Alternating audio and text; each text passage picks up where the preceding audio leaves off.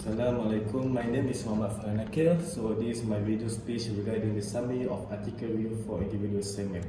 In this video, I will talk and discuss about my review on the situation of income inequality in Malaysia. As we know, the proportion of income distribution in Malaysia has been as the highest income disparity in the past few decades.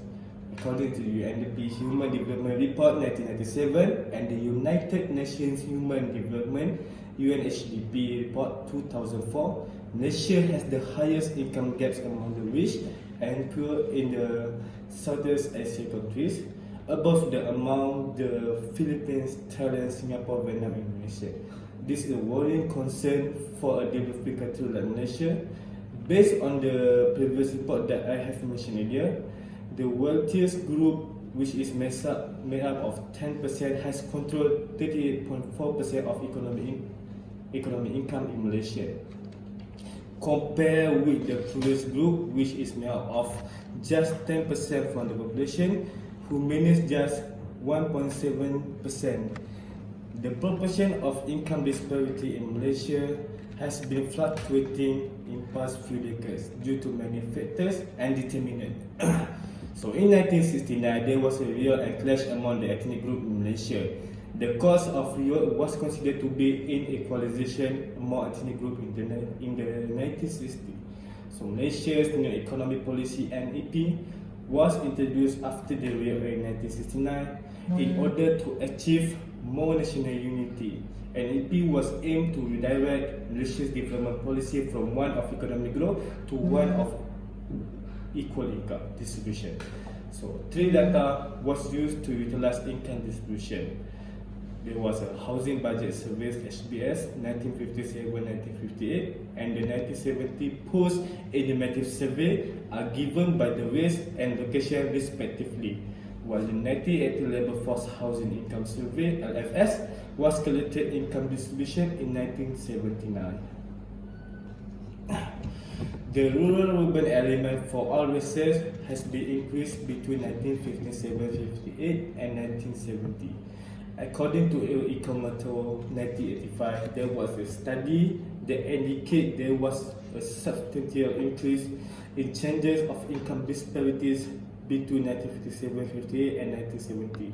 If we examine the inequality in West Malaysia, combine both race and location, income inequality increased to 0.449 in 1957-58 to 0.505 in 1970 and decreased to 0.493 in 1970. So it means income inequality increased from 1957-58 to 1970 and then slightly decreased towards 1979 in West Malaysia. However, there was a drawback from the application of new economic policy. At the expense of the poor like middle and lower income group, the wealthy tended most to benefit from rapid economic development. The share of national income earned by the high income group, which made up of top 20%, increased during above period from 48.6 to 55.9, while the proportion of the poorest 40% of the population dropped between 50.9% and 11.6% in between 1967, 68 and 1970. However, in the 2 years period to 1970, there was a sudden increase of the mean in income between urban and rural households. Over the late 1970s, the general development policy in Malaysia have had a major impact on reducing income disparities in the new economic policy (NEP) of 1971 until 1990. According to Roslan 2001, household income rose between 1976-77 and 1988-89.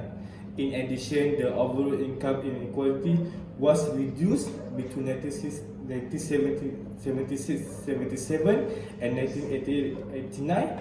The middle income and lower income class raised their income share, and this means that between 1976-77 and in 1988-89, that is between the earlier period between the end of the NEP 1971 until 1990, the income inequality has been improved.